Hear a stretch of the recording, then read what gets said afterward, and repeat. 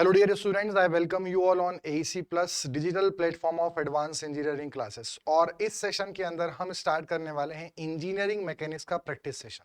सो engineering mechanics के अंदर जो हमारे सिलेबस के अंदर चीजें मेंशन थी, उस सारी चीजों के लिए हमने यहाँ पर सब चीज कवर किया था। और हमने फ्रिक्शन के बारे में भी पढ़ा है, हमने फोर्सेस के बारे में भी पढ़ा है, प्रॉपर्टीज के बारे में, सेंट्रॉइड मोमेंट ऑफ इनर्शिया, सारी चीजें हमने पढ़ी हैं। और अब हम सबसे मेन जो हमारी प्रिपरेशन को एक फिनिशिंग मोड देगा वो है प्रैक्टिस सेशन, जो कि टाइम हमारे पास कम है और साथ में हो सकता है कि आपकी ब्रांच सिविल या मैकेनिकल नहीं हो, क्योंकि engineering mechanics civil and mechanical दोनों के एक सब्जेक्ट है। तो इसलिए कि आप जितना डेटा याद रख सकते हैं एक उसकी लिमिट है, पर क्वेश्चंस के माध्यम से आपको चीजें थोड़ा ज्यादा बेहतर रूप से समझ में आ सकती हैं, और उसी के लिए हम यहाँ पर प्रैक्टिस सेशन आपके लिए लेकर आए। तो आइए शुरुआत करते हैं हमारे इस प्रैक्टिस सेशंस को जनरल इंजीनियरिंग का। सबसे पहला क्वेश्चन यहाँ पर हमारे सामने जो है कि which of the following theorem is used for the equilibrium of the body applied with the three concurrent coplanar forces। मतलब अगर मान लीजिए किसी पॉइंट पर कॉन्करेंट फोर्स लग रहे हैं, ठीक है, और वो भी कोप्लेनर है, मतलब एक ही प्लेन में है, ये F2 हो गया और ये F3 हो गया, और तीनों के बीच में अलग अलग एंगल है, इसका अल्फा है, इसका बीटा एंगल है, इसका एंगल बीटा है और इसका एंगल गामा है, ठीक है। तो यहां पर जब भी कोप्लेनर और कॉन्करेंट फोर्सेस है तीन, तो इनके इक्विलिब्रियम पर हम वेरिग्नॉन थ्योरम या लामिस थ्योरम या पाइथागोरस थ्योरम या हैमिल्टन थ्योरम, तो इसका सही आंसर है लामिस थ्योरम। हम यहाँ पे लामिस थ्योरम अप्लाई कर सकते हैं इनमें। और लामिस थ्योरम जो होती है वो हमें क्या हेल्प करती है, अगर इन तीन में से किसी भी दो फोर्स का मैग्नीट्यूड हमें पता है, तीसरे का निकालना है, और ये एंगल पता है उनके बीच में जो इंक्लूडेड एंगल है, तो हम निकाल सकते हैं। और लामिस थ्योरम बोलती है कि ratio of forces to the sine of the opposite included angle between the other two forces. जैसे F1 लिया तो दो फोर्स कौन है, F2 और F3, तो वहां पे एंगल क्या है, अल्फा। अगर मान लीजिए हमने F2 लिया है, F2 ये वाला फोर्स है, तो अपोजिट एंगल कौन सा आएगा, जो इन दोनों के बीच का है, तो वो आ गया साइन बीटा। और वहीं पर अगर हम F3 लेंगे तो F3 वाले फोर्स का अपोजिट कौन सा है, जो इनके बीच में होगा, तो वो हो गया साइन गामा। तो इसका जो रेशियो होता है वो सेम होता है। अब इनमें से 6 चीज में से हमें कोई भी 5 चीज दी जाएगी, जो छठी चीज है वो हम निकाल सकते हैं, और इस थ्योरम को लामिस थ्योरम कहा जाता है। क्वेश्चन ये भी बन सकता है, लामिस थ्योरम, एक क्वेश्चन तो ये हो गया, अब लामिस थ्योरम कहां एप्लीकेबल है, तो ध्यान रखना है लामिस थ्योरम हमेशा 3 कॉन्करेंट कोप्लेनर फोर्स पे एप्लीकेबल है। कॉन्करेंट होना चाहिए, एक पॉइंट पे मीट होना चाहिए, और साथ में एक ही प्लेन पर होना चाहिए। नेक्स्ट देखते हैं, अगला हमारे पास जो क्वेश्चन है, what are the equilibrium condition to be satisfied for a particle applied with a system of non coplanar non concurrent forces. अगर मान लीजिए जो फोर्सेस हैं वो एक प्लेन में नहीं है, मान लीजिए ये हमारे पास x है, ये डायरेक्शन y है और ये z डायरेक्शन है, तब हमारे पास ऐसे फोर्स हैं जो इस प्लेन में लग रहा है, कोई इसी प्लेन में लग रहा है, कोई फोर्स यहां पे लग रहा है, तो ये F1 है, ये F2 है, F3 है, ऐसे बहुत सारे फोर्स लग रहे हैं। अभी जितने भी फोर्स हैं ये कॉन्करेंट नहीं है, नॉन कंकरेंट है, ठीक है, साथ में एक प्लेन में नहीं है, इसलिए नॉन कोप्लेनर कहलाएंगे। तो ऐसे सिस्टम में, ये जो 3D सिस्टम होता है, इसमें हमेशा आपकी जो इक्विलिब्रियम कंडीशन होती हैं वो हमेशा 6 इक्विलिब्रियम कंडीशन होती हैं। एक होता है समीशन Fx बराबर 0, एक होता है समीशन Fy बराबर 0, और एक होता है समीशन Fz बराबर 0। इस बात का मतलब है कि ये जो तीन आपकी कंडीशन है, ये आपकी डिस्प्लेसमेंट कंडीशन है, ठीक है। डिस्प्लेसमेंट मतलब बॉडी का डिस्प्लेसमेंट नहीं होना चाहिए। कब नहीं होगा, एक्स में नहीं होना चाहिए, वाई में नहीं होना चाहिए, जेड में नहीं। कब नहीं होगा, जब एक्स डायरेक्शन में सारे फोर्सेस का अलजेब्रिक सम 0 हो, वाई डायरेक्शन में सारे फोर्सेस का अलजेब्रिक सम 0 हो, और जेड डायरेक्शन में सारे फोर्सेस का 0 हो। तो ये तो हमारा क्या होगा, ट्रांसलेशनल इक्विलिब्रियम होगा। अब बट आप जानते हैं कि इक्विलिब्रियम एक और होता है, रोटेशनल इक्विलिब्रियम। तो रोटेशनल इक्विलिब्रियम के जरूरी है मोमेंट इक्विलिब्रियम, यानी एक्स एक्सिस में जितने भी मोमेंट आए, वाई के अबाउट जितने भी मोमेंट आए, और जेड के अबाउट जितने भी मोमेंट आए, उन सब का अलजेब्रिक सम क्या होना चाहिए, 0। तब जाकर non coplanar non concurrent forces जो सिस्टम होगा, वो फोर्सेस जहां लग रहे होंगे वहां पे बॉडी इक्विलिब्रियम में आएगी। सो करेक्ट आंसर क्या हो जाएगा इसका, डी आंसर। वहीं पर अगर 2D सिस्टम है, मतलब एक ही प्लेन होता। अगर आपसे क्वेश्चन पूछते कि एक ही प्लेन है, मतलब जो फोर्सेस हैं वो कैसे कॉनकरेंट हैं, कैसे हैं कॉनकरेंट, और साथ में कैसे हैं कोप्लेनर है। अब वो चाहे कॉनकरेंट हो या सपोज मान लीजिए वो नॉन कंकरेंट है, एक पॉइंट पर मीट नहीं कर रहे हैं बट एक ही प्लेन में लाई कर रहे हैं, तो ऐसी कंडीशन में प्लेन अगर एक है मतलब एक एक्स वाई प्लेन होगा। तो इस कंडीशन में अगर बहुत सारे फोर्सेस लग रहे हैं, एक F1 है, एक F2 है, अब ये कॉन्करेंट नहीं है पर कोप्लेनर है, तो इसमें तीन कंडीशन होती है, समीशन Fx0, समीशन Fy0 और समीशन Mz0। ये वाली हमारी रोटेशनल इक्विलिब्रियम है और ये वाली हमारी ट्रांसलेशनल इक्विलिब्रियम है। मतलब इसमें तीन कंडीशन यहां पर होगी, ठीक है। और एक और मैं आपको बात बता दूं, लास्ट पॉइंट, अगर आपसे पूछा जाए कि जो फोर्सेस हैं वो कॉनकरेंट हैं, कैसे हैं कॉनकरेंट हैं और साथ में कोप्लेनर हैं, अब कितनी कंडीशन होगी इक्विलिब्रियम के लिए? कोप्लेनर है मतलब एक ही प्लेन में है, तो ये एक्स और वाई प्लेन हो गया। कॉनकरेंट है मतलब एक ही पॉइंट पर मीट कर रहे हैं, मतलब एक फोर्स ये हो गया F1, एक फोर्स ये हो गया F2, एक फोर्स ये हो गया F3। तो यहां पर जब ये फोर्सेस एक ही पॉइंट पे मीट कर रहे हैं तो यहां तो मोमेंट ऑलरेडी जीरो होगा। जब भी आपके कॉनकरेंट फोर्स वर्ड आ जाता है, हम मोमेंट तो हमेशा जीरो हो गया, क्योंकि सारे फोर्स एक ही पॉइंट से पास हो रहे हैं, तो आपका मोमेंट बन ही नहीं पाएगा। पर यहां पर लीनियर यानी रोटेशनल जो ट्रांसलेशनल है वो तो हो सकता है, तो उसके लिए हम कंडीशन बोलेंगे समीशन Fx बराबर 0 एंड समीशन Fy बराबर 0, तो जाके ट्रांसलेशनल इक्विलिब्रियम मेंटेन होगा, और ट्रांसलेशनल होगा तो ऑलरेडी इक्विलिब्रियम एस्टैब्लिश हो जाएगा, जो कि मोमेंट तो वैसे ही जीरो है। तो मतलब मैं आपको फिर से समराइज कर देता हूं, अगर नॉन कोप्लेनर नॉन कंकरेंट बोला तो 6 इक्वेशन होगी, तीन फोर्स की तीन मोमेंट की, जीरो होना चाहिए सबका अलजेब्रिक सम। वहीं पर अगर नॉन कंकरेंट कोप्लेनर बोला है, प्लेन ए के बट एक पॉइंट पे कॉन्साइड नहीं कर रहे हैं, तो एक मोमेंट की इक्वेशन होगी और दो फोर्स की होगी, तीन कंडीशन होगी, ठीक है। यानी फिर उस कंडीशन में हमारा आंसर क्या हो जाएगा? बी वाला आंसर होगा, अगर नॉन कंकरेंट कोप्लेनर बोला है। बट अगर कंकरेंट है, एक ही पॉइंट पे मीट भी कर रहे हैं और एक ही प्लेन में है, तो फिर पहला आंसर होगा। एकदम सिंपल, मैंने आपको एक्सप्लेन कर दिया। आगे बढ़ते हैं नेक्स्ट हमारे पास, और इसमें एक चीज और बता दूं, सर मान लो कि अगर ऐसा बोला है कि कॉनकरेंट तो है, कॉनकरेंट तो है बट साथ में नॉन कोप्लेनर है, नॉन कोप्लेनर, तो सर जब कंकरेंट बोल दिया तो मोमेंट इक्विलिब्रियम तो ऑलरेडी एस्टैब्लिश्ड हो गया, तो हमें मोमेंट के लिए तो चेक करना ही नहीं है। तो फिर यहां पे जब नॉन कोप्लेनर बोल दिया मतलब तीनों प्लेन हमारे पास आ जाएंगे, एक्स वाई जेड तीनों एक्सिस आ जाएंगी, तो यहां पर कंडीशन बनेगी summation Fx0, summation Fy0, summation Fz0, ठीक है। तो ये तीनों तीन कंडीशन आएगी फोर्स वाली, ठीक। मतलब ये वाला आंसर कब होगा? जब कॉन्करेंट है, जहां मोमेंट नहीं है वहां कॉन्करेंट तो हो गई होगा, तो कॉन्करेंट और कोप्लेनर। ये वाला कब होगा? Non concurrent coplanar. ये वाला कब होगा? तीन फोर्स आ गए, तो ये कब होगा? जब नॉन कोप्लेनर हो बट कॉन्करेंट हो, जो कि मोमेंट एक भी नहीं, और तीन फोर्स कंडीशन चाहिए और तीन मोमेंट कब? जब नॉन कोप्लेनर नॉन कॉन्करेंट। सारी इक्वेशंस मैंने आपको समझा दी हैं। नेक्स्ट चलते हैं, अगला क्वेश्चन है, एक वेट है 500 kg का, वो किसी एक सरफेस पर रखा हुआ है, जो सरफेस कितने डिग्री पे? 30 डिग्री पर है, और उस सरफेस पर भी यहां पर एक 30 डिग्री का फोर्स लगा हुआ है, उससे भी 30 डिग्री पर। स्मूथ प्लेन है मतलब फ्रिक्शन का कॉन्सेप्ट हमें लेना ही नहीं है अभी इसमें, स्मूथ प्लेन बोल दिया मतलब फ्रिक्शन जीरो मान लो। Inclined 30 degree to the horizontal by a force P acting at 30 degree to the plane as shown in figure. The reaction of the plane on weight will be, reaction कितना होगा?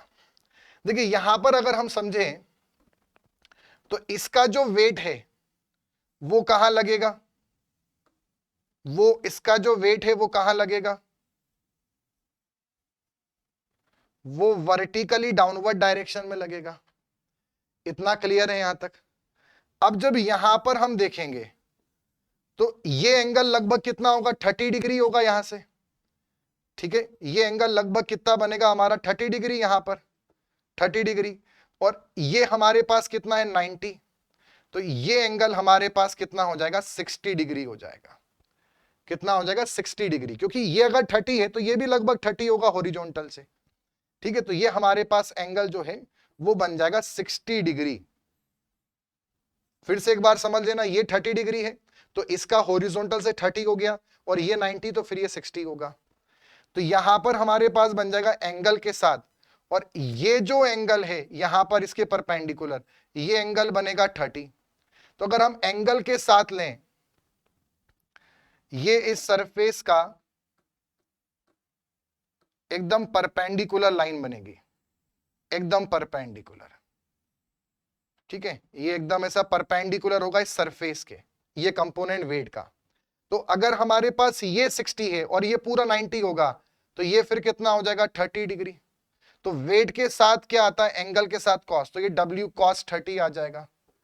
ठीक है, और ये कितना आ जाएगा W sin 30। और 60 के साथ भी करते हैं तो W cos 60 भी बोल सकते हैं एंड W sin 60 भी बोल सकते हैं, आपके ऊपर है। हमने 30 वाले को प्रेफरेंस दे दिया।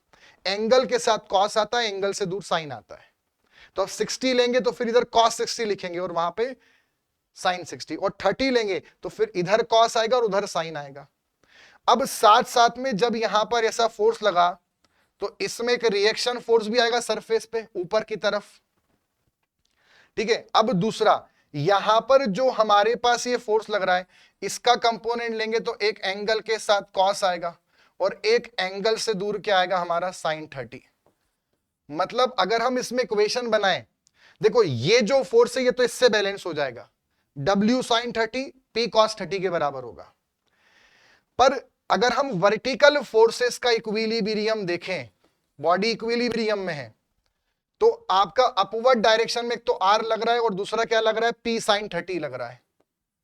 ठीक है, और बराबर हमारे पास कितना है, W cos 30 degree, W cos 30 degree. तो R की वैल्यू क्वेश्चन में पूछी है तो वो हो जाएगी W cos 30, cos 30 मतलब sin 60 मतलब √3/2, और माइनस P और इनटू में sin 30, और sin 30 की हमारे पास वैल्यू कितनी है 1/2।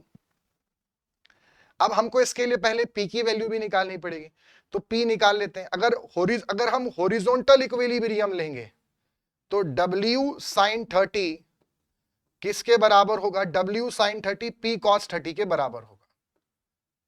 तो यहां पे जब रखेंगे तो sin 30 1/2 और cos 30 √3/2, ये इससे कैंसल, तो W आ जाएगा P √3।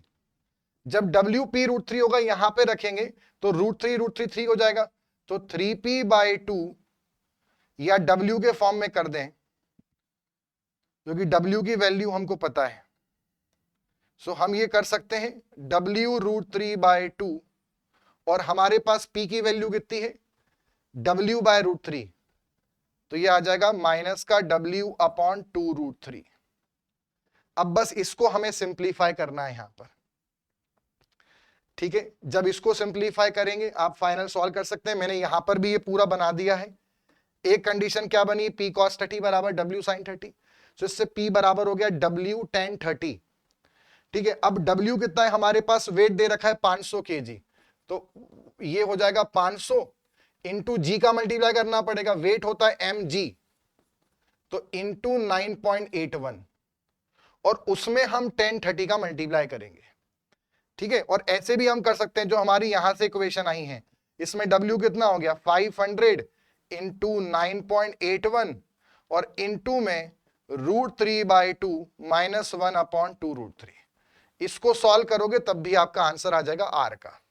इसको जब आप सॉल्व करेंगे तो R की वैल्यू कितनी आ रही है 288.7 न्यूटन, तो हमारा सही आंसर क्या हो जाएगा, डी आंसर 288 न्यूटन। आ गया समझ में, तो आंसर क्या हो गया 288। मतलब बस हमने क्या करा है, फोर्सेस को रिजॉल्व करा है और हॉरिजॉन्टल फोर्स को इक्वेट करा, PW में रिलेशन निकाला, वर्टिकल में रख दिया और उससे R की वैल्यू निकाली। यहां पे ये समझना कि क्वेश्चन ऐसा नहीं कि बहुत डिफिकल्ट आएंगे, सिंपल आएंगे, बट मैं एकदम बहुत ही सिंपल क्वेश्चन नहीं करा रहा हूं, put the value get the answer. थोड़े ऐसे करा रहा हूं ताकि जिससे एक ही क्वेश्चन में आपको 3-4 बातें समझ में आ जाए, ताकि अगर ये कॉन्सेप्ट नहीं पूछा तो वो वाला कॉन्सेप्ट पूछ सकते हैं। ठीक है, तो ऐसी चीजें मान लो अब इसमें पिछले वाले क्वेश्चन में पी ही पूछ लेते तो क्वेश्चन बहुत छोटा हो गया ना, क्योंकि हॉरिजॉन्टल फोर्स इक्विलिब्रियम में लेना है बस। इस क्वेश्चन को करते हैं। अगला क्वेश्चन है the figure below shows a weight of 20 kg suspended at one end. एक एंड से 20 kg का यहां पे फोर्स लग रहा है of a cord and a force of 30 kg applied at other end. दूसरे एंड पर कितना फोर्स लगाया? 30 kg का फोर्स लगाया। Neglecting the weight of the rope, rope का अगर वजन हम हटा दें और पुली का वजन भी हटा दें तो ये जो कॉर्ड है, रस्सी है, इसमें कितना वजन, इसका टेंशन आएगा, तनाव आएगा इस रस्सी में, रोप में, ये हमें निकालना है। अब इस क्वेश्चन को अगर देख के रखें उसका आंसर जनरली हमें कितना लगता है कि अगर हम सोचे कॉमन सेंस वैसे तो उसका आंसर होगा 10 kg, क्योंकि यहां से लग रहा है 20 का, यहां से लग रहा है 30 का, तो जो नेट फोर्स है वो हमारे पास कितना हो गया? 10 kg का। ठीक है, तो ये इस पे 10 kg का टेंशन आ रहा होगा, बट ऐसा नहीं है। 10 इसका आंसर लगता है, बट इसका आंसर 10 होगा नहीं। इसको समझते हैं इसका आंसर क्या होगा। जैसे जब ये ऐसा फोर्स लग रहा है, नीचे की तरफ ज्यादा लग रहा है, तो ये ऊपर की तरफ एक्सीलरेट करेगा, और एक्सीलरेशन हमने कितना मान लिया? इसका a मान लिया। साथ में इसका नीचे वजन लगेगा, और वजन कितना होगा? 20 इंटू जी आएगा, 20 इंटू जी आएगा। ठीक है, एक वजन लगेगा, ऊपर एक इनर्शिया फोर्स आएगा, और यहां पे एक टेंशन आएगा। तो अगर इन दोनों को हम रिजॉल्व करें, अगर खाली हम अभी जहां मास है उधर साइड को देखें, सिर्फ उस साइड को देखें, तो हम ये बोल सकते हैं एक तो टेंशन है, फिर एक हमारा इनर्शिया फोर्स आएगा यहां पर, मास इनटू एक्सीलरेशन, और एक वजन आएगा नीचे, तो वो आ जाएगा हमारे पास 20 इंटू जी। तो टेंशन की एक हमारे पास वैल्यू कितनी आ गई? इनर्शिया फोर्स बराबर 20 इंटू जी माइनस, उधर इनर्शिया फोर्स कितना होता है? इनर्शिया फोर्स होता है मास इनटू एक्सीलरेशन। अब अभी हमें एक्सीलरेशन नहीं पता है, एक्सीलरेशन पता होता तो हम उसको निकाल सकते हैं। जी हमें पता है 9.81 है। दूसरी कंडीशन अगर हम इधर साइड से देखें तो टेंशन तो इधर की तरफ होगा यहां पर, और एक फोर्स यहां पे लग रहा है हमारे पास 30 kg का। इस साइड को अगर हम रिजॉल्व करें, ठीक है, साथ में इधर जो इनर्शिया फोर्स है वो इस डायरेक्शन में आएगा, इसमें जो इनर्शिया फोर्स है वो इस डायरेक्शन में आएगा, और यहां पे जो फोर्स लग रहा है वो कितना लग रहा है? 30 kg लग रहा है।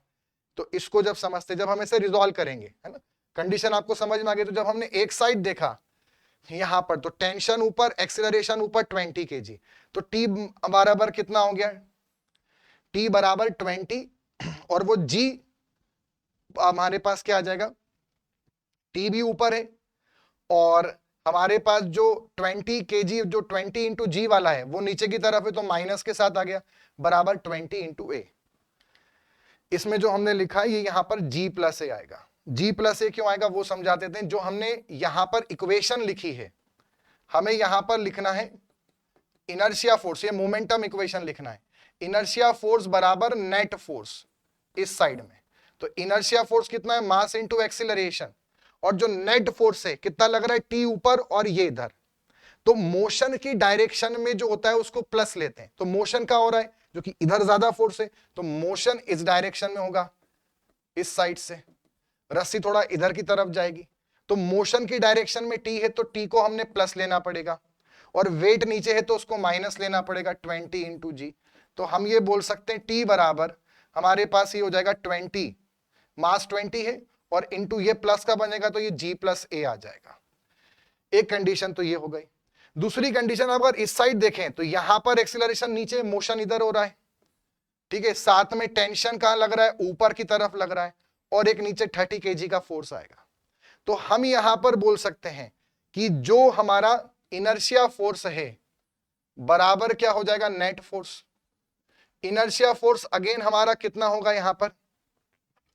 30, जो हमारा फोर्स है मेनली 30, इसको हम बोल सकते हैं मास इनटू एक्सीलरेशन, और साथ में नेट फोर्स कितना है? 30 का फोर्स हमारा नीचे लग रहा है और टी ऊपर लग रहा है, तो मोशन की डायरेक्शन वाले को प्लस लेते हैं, तो मोशन में लग रहा है 30, तो वो प्लस 30 हो जाएगा, और माइनस का कितना आ जाएगा? इसमें माइनस का हमारे पास आ जाएगा टेंशन।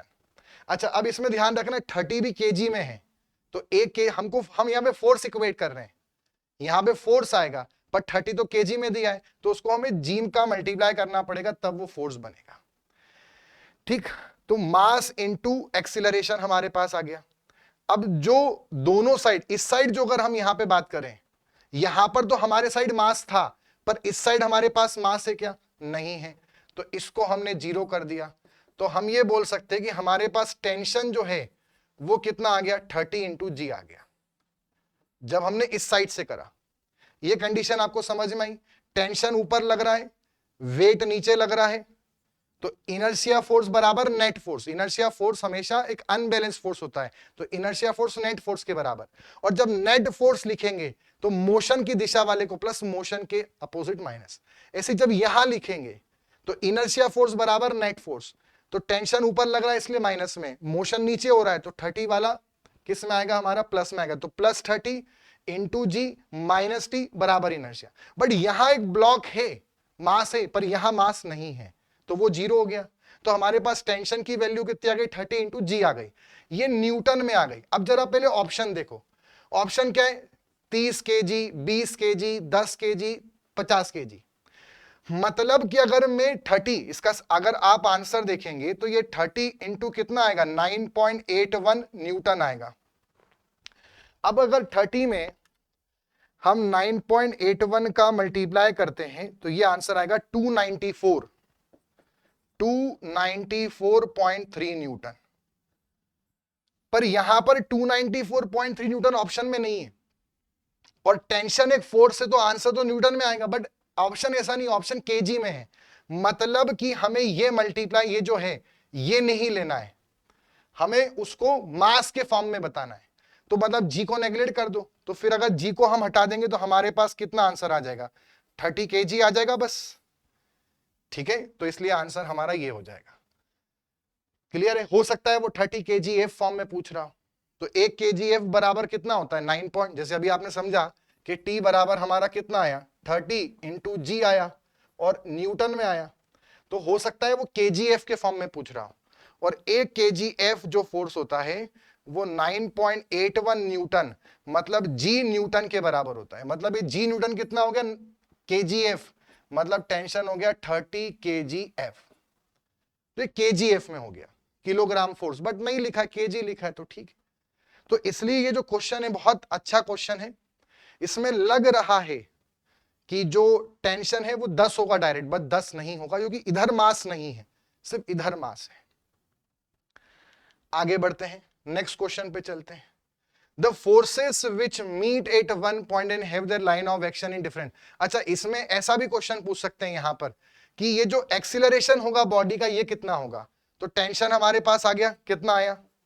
टेंशन हमारे पास आ गया 30 इंटू जी, तो 294.3, 294/3, उसमें हम 20 का डिवाइड कर दें, बराबर जी प्लस ए आ गया। अब अगर a निकालना है तो g माइनस कर देंगे उसमें से 9.81, तो ये लगभग हमारे पास वैल्यू आ जाएगी divided by 20 minus 294.3 divided by 20, this minus 9.81, तो ये आ गया 4.905, 4.905 मीटर पर सेकंड का स्क्वायर। ऐसा यूनिट में आंसर आ गया। तो ऐसा भी कुछ क्वेश्चन यहां पे पूछ सकते हैं। सो एक ये ऐसा क्वेश्चन है जो कई एग्जाम्स में भी पूछा गया है, इसलिए इसको मैंने यहां पे कंसीडर किया। एक अच्छा कॉन्सेप्ट है उसके अंदर। Force which meet at one point and have their line of action in different plane. ऐसे फोर्स जो एक पॉइंट पे मीट करें, ठीक है, मतलब कॉनकरेंट हो गया, बट अलग अलग प्लेन में, मतलब एक प्लेन में तो है ही नहीं, एक प्लेन में नहीं है, मतलब उससे नाम क्या बन गया? Non coplanar. ठीक है, ये इस बात से समझ में आ गया। और दूसरा, एक लाइन पर मीट कर रहे हैं, मतलब ये कौन हो गए? कॉनकरेंट हो गए, कॉनकरेंट हो गए। तो कॉनकरेंट वर्ड कहां है? कॉनकरेंट वर्ड ये रहा। नॉन कोप्लेनर कहां है? तो करेक्ट आंसर हो गया इसका B answer. B will be the correct answer. Next question है, barge is pulled by two tug boats as shown in the figure below. The resultant of the forces exerted by the tugboat is 1000 kg force. What will be the value of theta so that the tension in the rope 2 is minimum? अगर ध्यान से diagram को देखें तो एक barge है।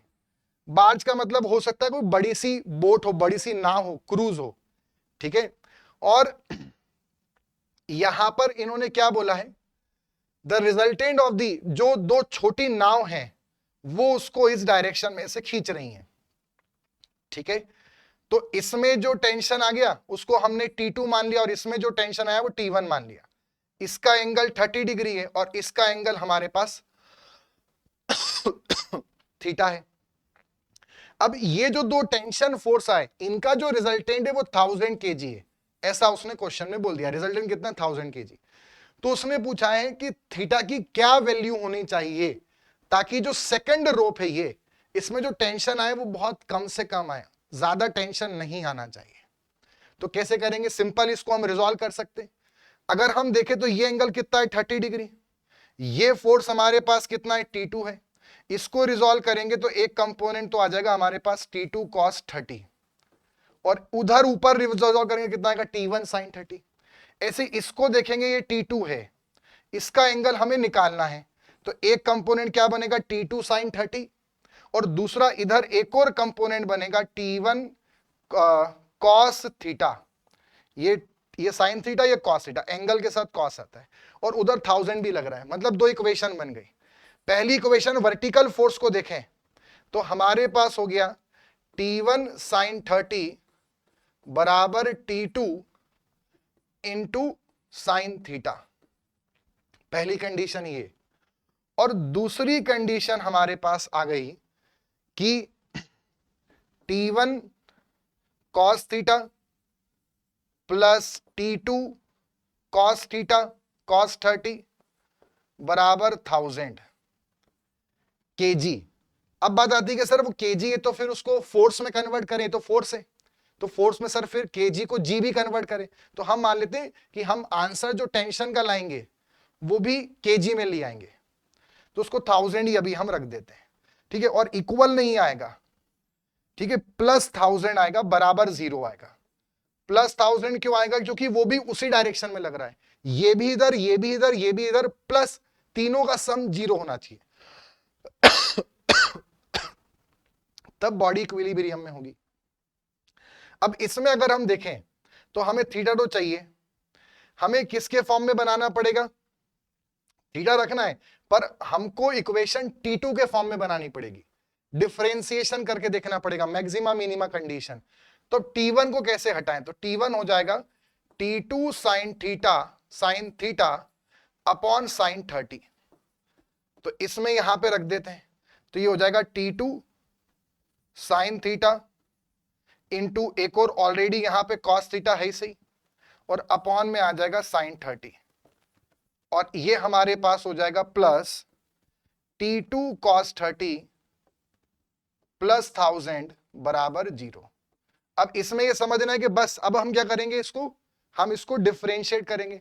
यहां पे 2 का मल्टीप्लाई 2 का डिवाइड भी कर सकते हैं, तो वो sin 2 थीटा हमारे पास बन जाएगा। ये इसको सॉल्व करते हैं, मैंने पूरा इक्वेशन यहां पे सॉल्व करा हुआ है, पूरा टाइप करके आपको दे दिया है। T1 sin 30 बराबर ये है, तो T1 की वैल्यू निकाली जो आपको बताई थी, फिर वो दूसरी इक्वेशन लगाई, उससे T2 हमारे पास आ गया √3 sin theta plus cos theta बराबर -1000। ये फाइनल, तो T2 का हमने वैल्यू निकाल लिया, ठीक है। आप उस तरह से भी निकाल सकते हैं। T2 की वैल्यू हमारे पास कितनी आ गई, 1000 √3 sin theta plus cos theta, ये इसका इनवर्स आ गया, मतलब T2 जो आ गया हमारे पास वो आ गया 1000 के अपॉन में √3 sin theta plus cos theta की पावर -1, ठीक है। तरीका मैंने आपको बता दिया। आप ऐसा भी कर सकते हैं, sin 30 की वैल्यू रख दें, कितनी होती है 1/2, cos 30 की रख दें √3/2, और उससे T2 को पूरा आप सॉल्व कर लें। यहां पे 2 का मल्टीप्लाई 2 का डिवाइड कर दें, तो वो आपका sin 2 थीटा भी बन जाएगा ऊपर, ठीक है। जैसे इसको अगर मैं सॉल्व करूं तो ये T2 आ जाएगा, 2 ऊपर मल्टीप्लाई 2 नीचे, तो 2 से वो बन गया हमारे पास sin 2 थीटा, और नीचे sin 30 होता है 1/2, तो 1/2 से वो 2 कट गया, प्लस हमारे पास क्या बचेगा T2 cos 30, मतलब वो आ जाएगा T2 cos 30 का मतलब होता है √3/2, जो cos 30 होता है वो sin 60 होता है, और प्लस 1000 बराबर 0। तो आप ऐसे इक्वेशन भी बना सकते हैं। यहां से आप T2 को कॉमन ले लेना, ठीक है। जब T2 आप कॉमन लेंगे तो अंदर बचेगा sin 2 थीटा प्लस √3/2 और उधर माइनस को 1000 उसमें कर देना, तो उससे आपकी कंडीशन बन जाएगी। मतलब अगर T2 की इस वाले से देखें तो कितना हो जाएगा, माइनस का 1000 क्योंकि उस तरफ गया, और यहां पे बचेगा हमारे पास sin 2 theta plus √3/2, sin 2 theta plus √3/2, ये हमारे पास टर्म बचेगी। तो जब इसका ये पूरा डिवाइड में आ जाएगा तो इसका एलसीएम लोगे तो ये बचेगा 2 sin 2 थीटा प्लस √3 और ऊपर में 2 आ जाएगा, इतना सही टर्म बचेगा। इसको भी आप सॉल्व करेंगे तब भी वो इक्वेशन बनेगी, ठीक। यही इक्वेशन मैंने यहां पे बताई है आपको, √3 sin theta plus cos theta. इसको ऐसे भी कर सकते हैं अलग अलग रख के। अब जब हम यहां पे आगे फाइनल इसमें बढ़ेंगे,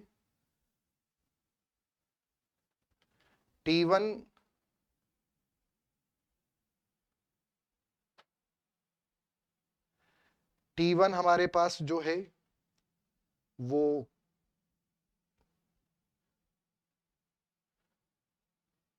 ठीक है, ये ऐसे इक्वेशन बनेगी। जब इस इक्वेशन को हम डिफरेंशिएट करेंगे यहां पर, ठीक है, तो ये हमारे पास कितना है, √x है। इक्वेशन आप बना लेंगे, तरीका मैंने आपको बता दिया, वो हमने T1 T2 ऊपर नीचे कर दिया है। ये T2 है, ये T1 है, ठीक है। तो उसमें से आप देख सकते हैं हमने T1 T2 और T1 इसको माना हुआ है, उस अकॉर्डिंग आप उसको सॉल्व कर लें। तरीका मैंने आपको बता दिया, पहले हमें वर्टिकल फोर्स को रिजॉल्व करना है, एक की वैल्यू निकालनी है और T2 के फॉर्म में इक्वेशन बनानी है। अब जब हम उसको सॉल्व करेंगे यहां पर 100 अपॉन ये हमारे पास जो टर्म बनेगी √x, x की पावर -1, तो 1 अपॉन x का जो डिफरेंशिएशन होता है वो होता है -1 अपॉन x²। तो हमें चेन रूल लगाना पड़ेगा यहां पर, तो ये आ जाएगा हमारे पास 1000 upon √3 sin theta plus cos theta का होल स्क्वायर। साथ में यहां पर 2 भी आएगा तो उसको हमने रख लिया ऐसे, और साथ में फिर वो जो हमने x माना था वो x था नहीं, तो उसका फिर से डिफरेंशिएशन। तो √3 sin थीटा का डिफरेंशिएशन होगा √3 cos थीटा, और cos थीटा का डिफरेंशिएशन होगा माइनस sin थीटा बराबर 0।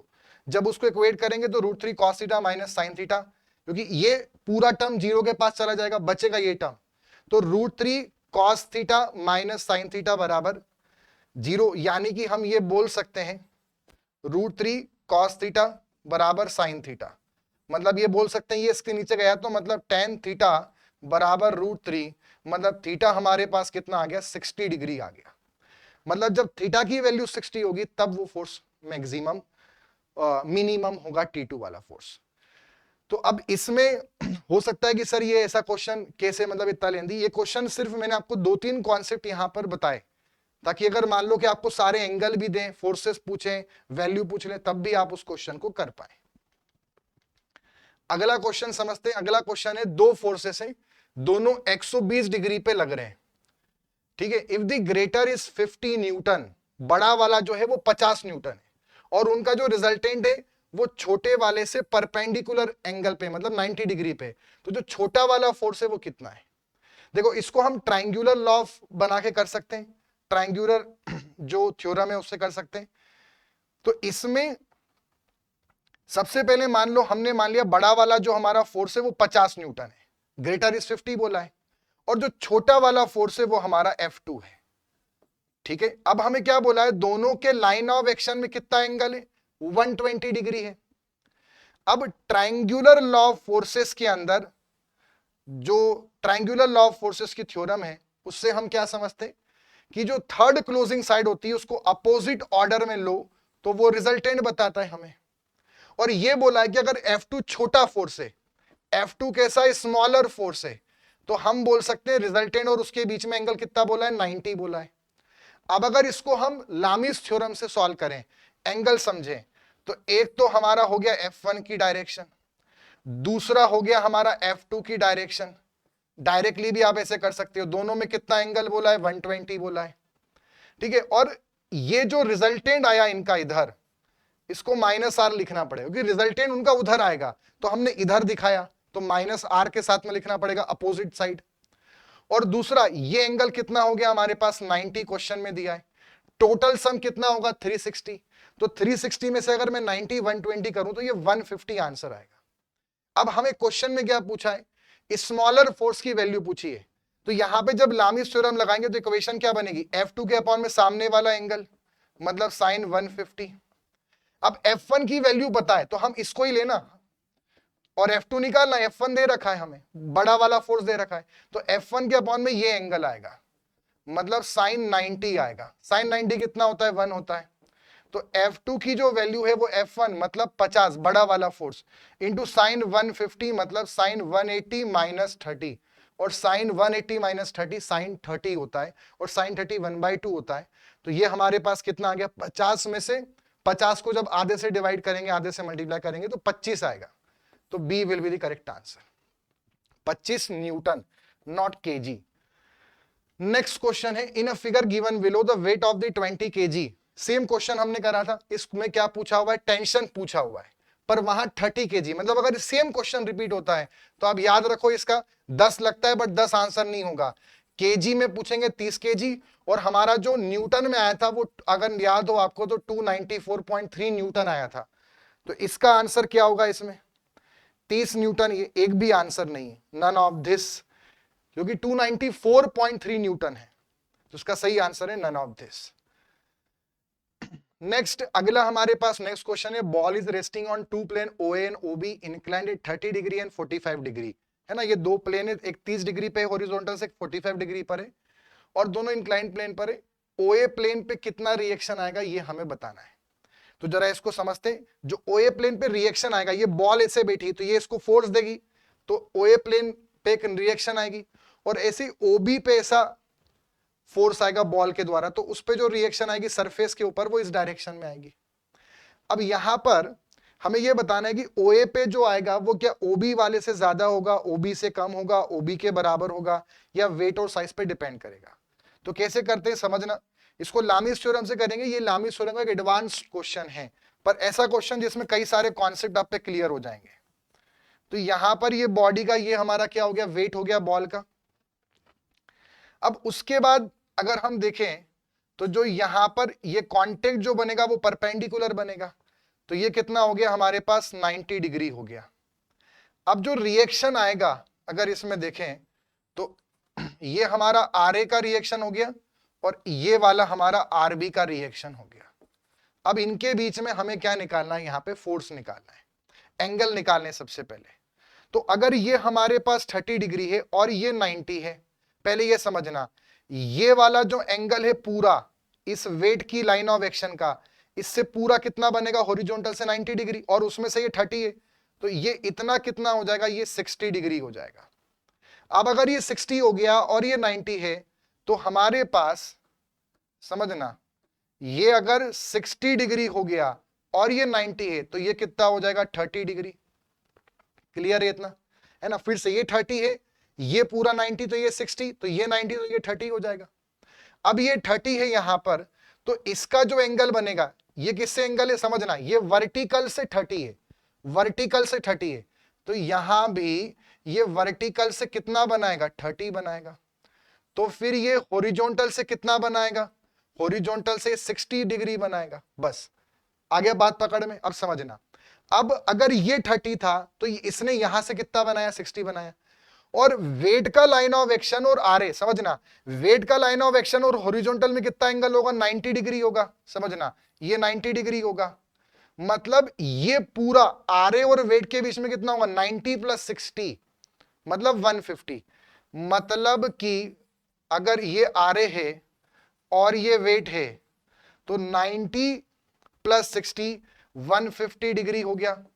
अब ऐसे ही अगर ये 30 था तो ये 60 बना, तो ऐसे ही अगर ये 45 है तो फिर यहां पर भी जो एंगल है वो 45 होगा, पर इसका जो है ये 45 है तो फिर ये भी 45 होगा।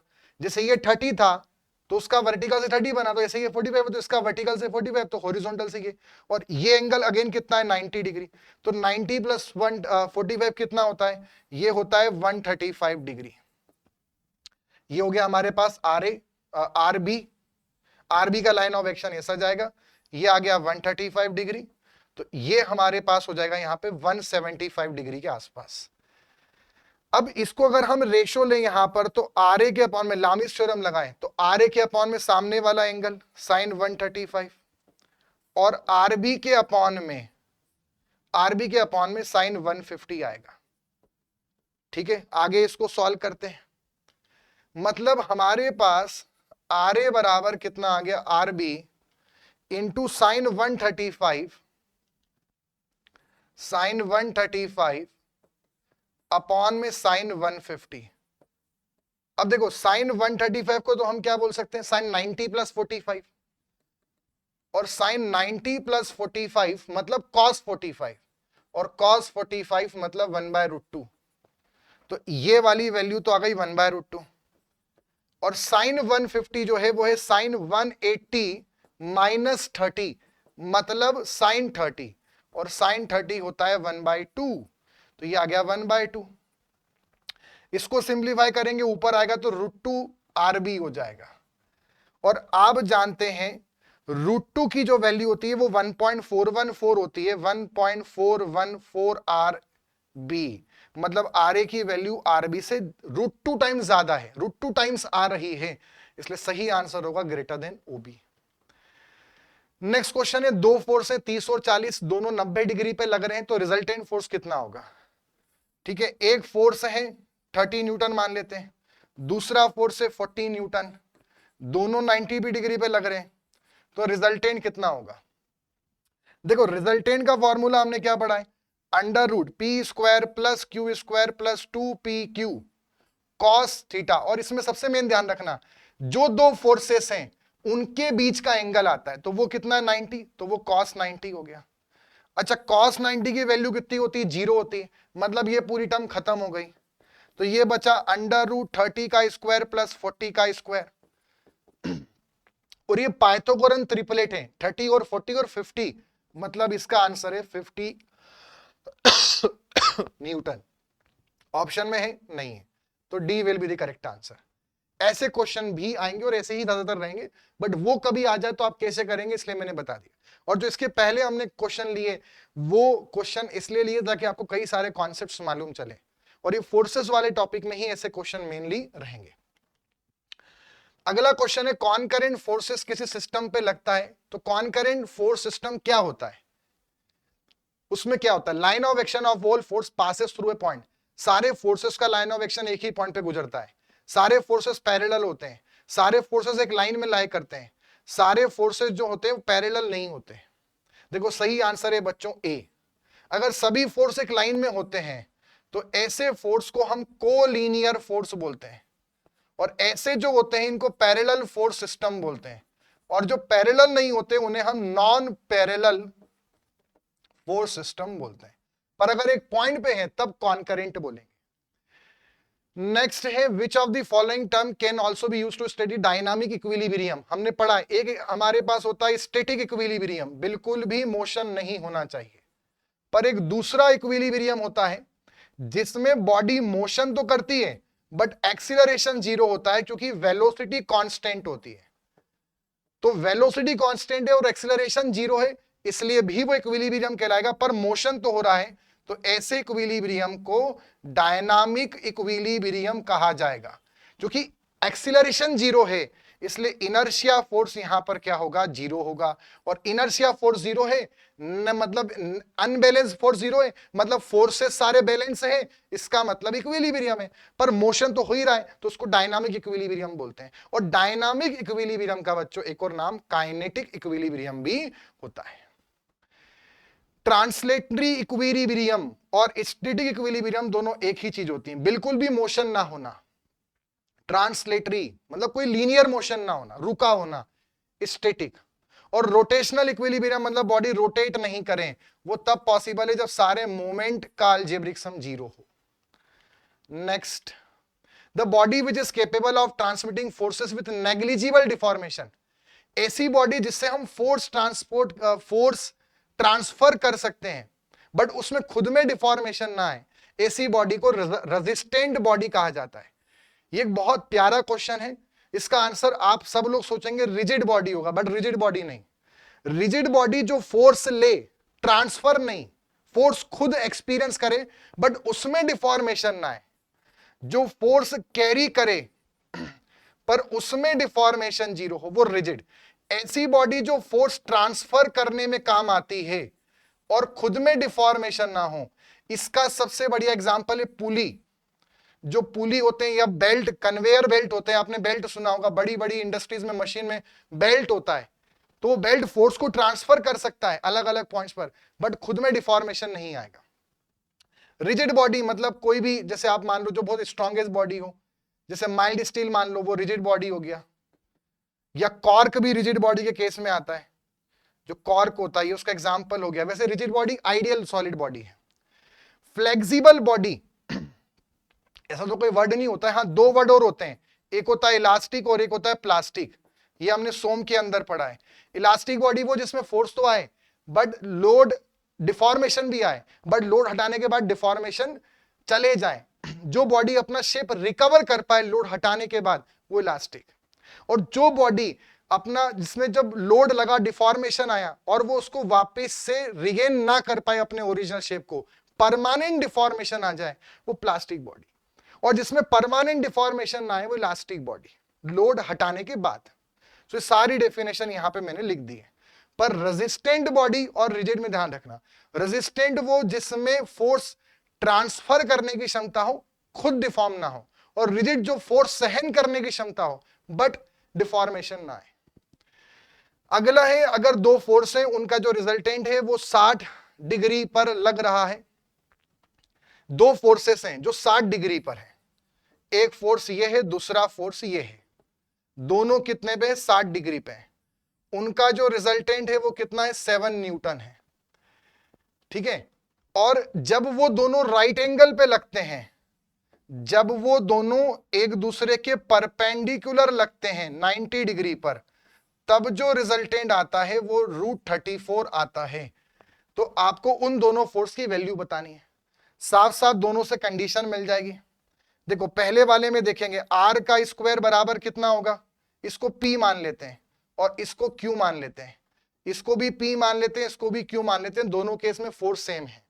तो R का स्क्वायर बराबर P का स्क्वायर प्लस Q का स्क्वायर प्लस 2PQ, और cos 60 का मतलब होता है sin 30 मतलब 1/2, R स्क्वायर मतलब 7 का स्क्वायर मतलब 49 बराबर, इससे कैंसल, तो P square plus Q square plus PQ। दूसरी कंडीशन यहां पे लेंगे तो R स्क्वायर बराबर P square plus Q square, और 2PQ cos 90 जीरो होता है, तो वो हट गया वो टर्म। R स्क्वायर मतलब √34 का स्क्वायर मतलब 34 बराबर आ गया P square plus Q square.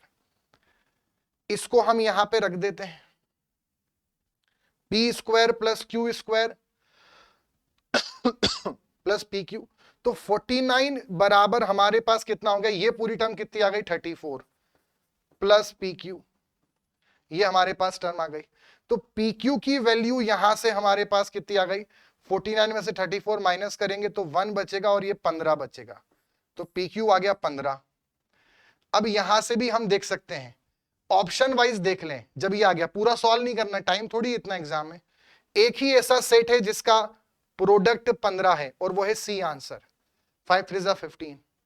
और अगर आपको करना है एग्जैक्ट वैल्यू निकालनी है तो कैसे निकाल सकते हैं, ये P square plus Q square है, तो आप ऐसा कर सकते हैं, P प्लस Q का होल स्क्वायर बराबर P square plus Q square plus 2PQ, ये होता है आइडेंटिटी बचपन में, ठीक है। तो ये हमारे पास है P square plus Q square कितना है 34, और 2PQ ये आ गया PQ 15, तो ये 30 हो जाएगा, तो ये हो जाएगा हमारे पास 64, मतलब P प्लस Q का होल स्क्वायर 64 है, मतलब P प्लस Q है 8।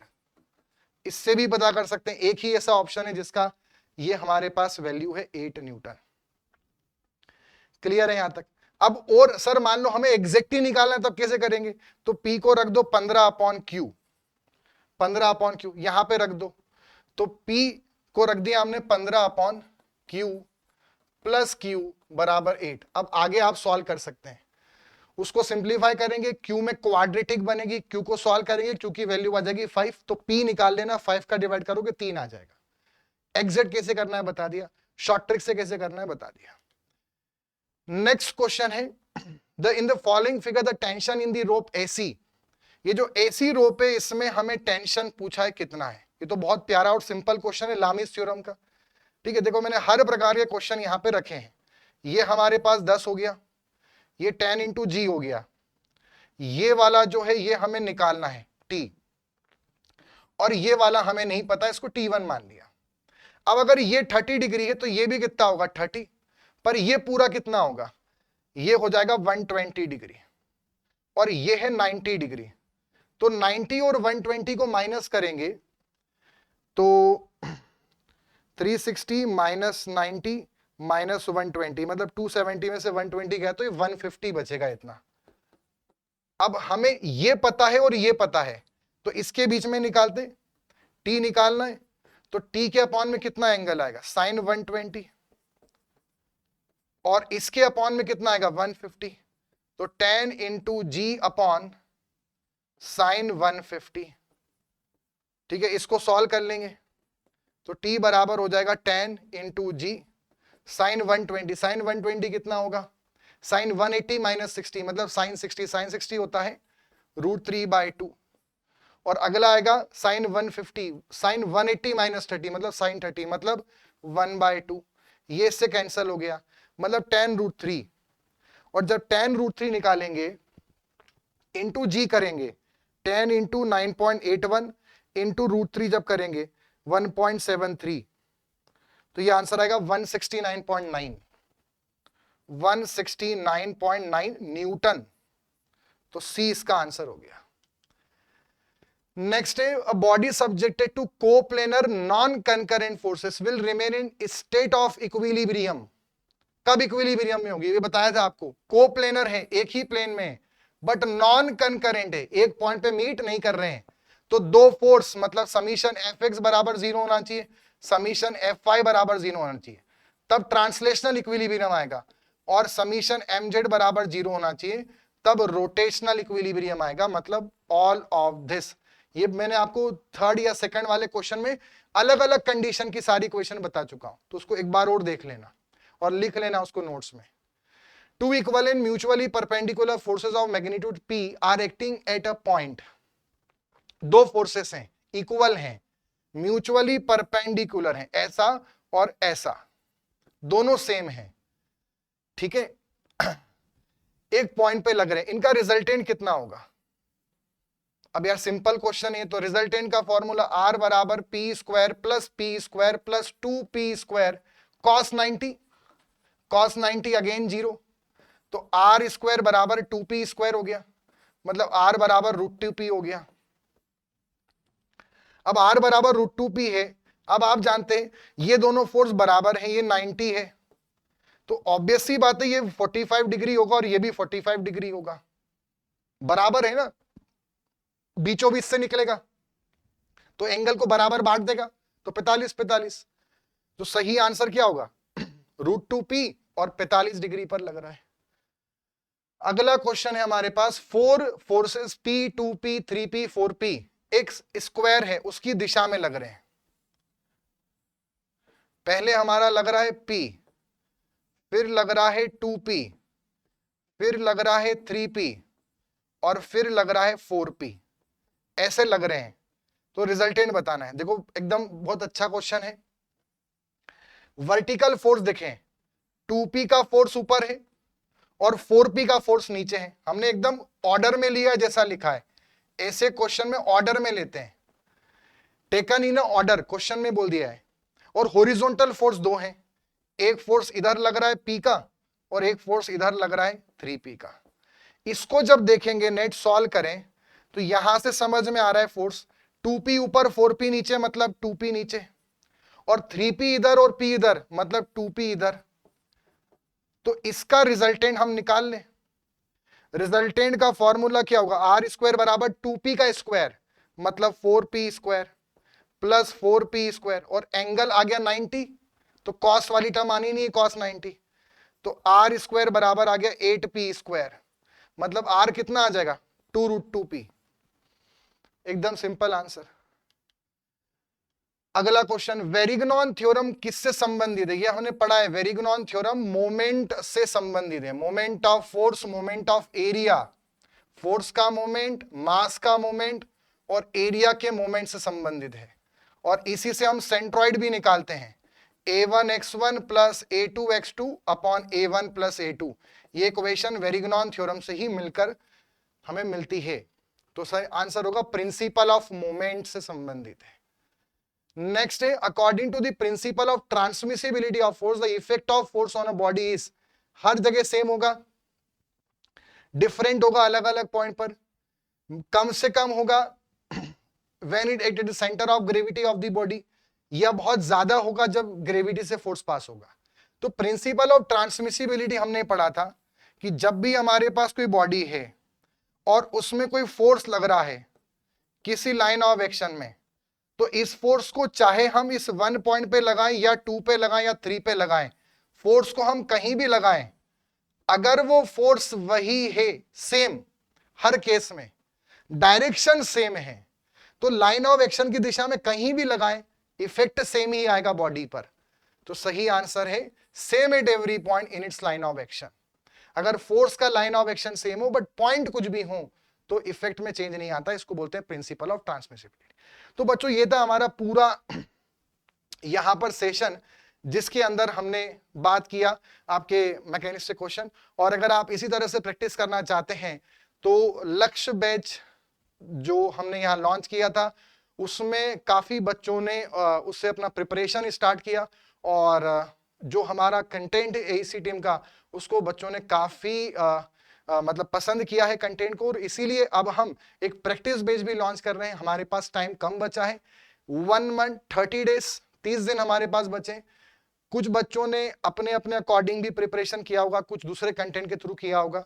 तो अब यहां पर बात आती है कि सर क्वेश्चन प्रैक्टिस हम कैसे करें, क्योंकि आप देखिए मैकेनिक्स ऐसा है, जैसे मान लीजिए इलेक्ट्रिकल ब्रांच का बच्चा इलेक्ट्रॉनिक्स का है, तो उसके लिए मैकेनिक्स एक बहुत ही पूरा अलग डायमेंशन में जाके पढ़ना है। तो अब कितना याद रखोगे, कितना रटोगे, बट क्वेश्चंस के थ्रू आप काफी चीजों को याद रख सकते हो।